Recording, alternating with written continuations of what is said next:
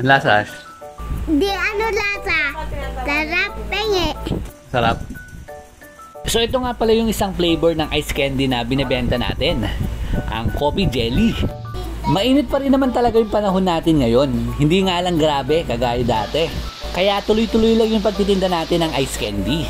Kaya tara, samahan nyo kami gumawa nito.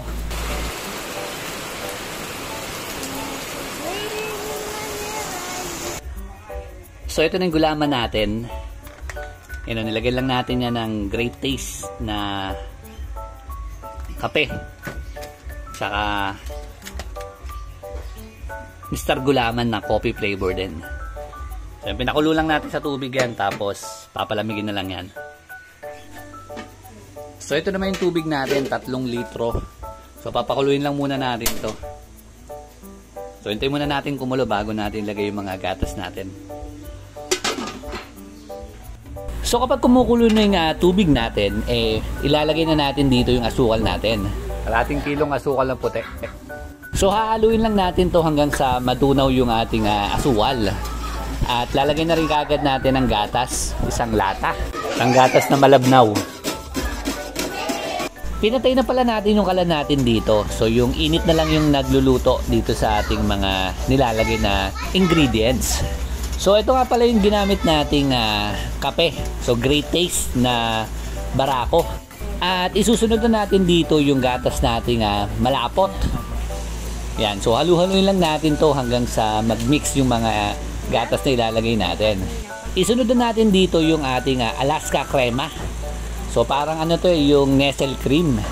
So yan, at halu-haluin lang natin to hanggang sa lumamig yung ating ice candy. Yan. So habang hinahalo natin, gagawa naman tayo or hiwa-hiwain naman natin tong ating gulaman. So yan, tadtarin lang natin sa maliliit. Bahala na kayo kung gaano kalaking gusto yung tadtad. So ito yung gagawin natin para pasok na pasok sa imbudo. Yan, so hindi naman yan durog, cubes din yan. So hinalo na lang din natin para kada sandok natin, meron na kagad laman na gulaman. Ito nga palang coffee jelly, yung favorite ng dalawa. Lalo na tong si Asho. Ako pa, favorite to ni ma'am na ako. Favorite din ni daddy to. Nubos ni daddy ako, isang-isa lang. Diba ba naka-nubos din? Kuha ka nga ng kuha Di pa nga matigas, kinukuha mo na Si daddy na, kukuha na kuha. Malambot tunawin pa. Kinukuha na agad yung chocolate tsaka coffee jelly. Kaya naman mabenta to o hindi, maubos talaga to. Sa dalawa pa lang, lugi na. At syempre tayo rin, hindi tayo magpapatalo sa dalawa. So yan, pangalawa sa favorite natin to, na ice candy.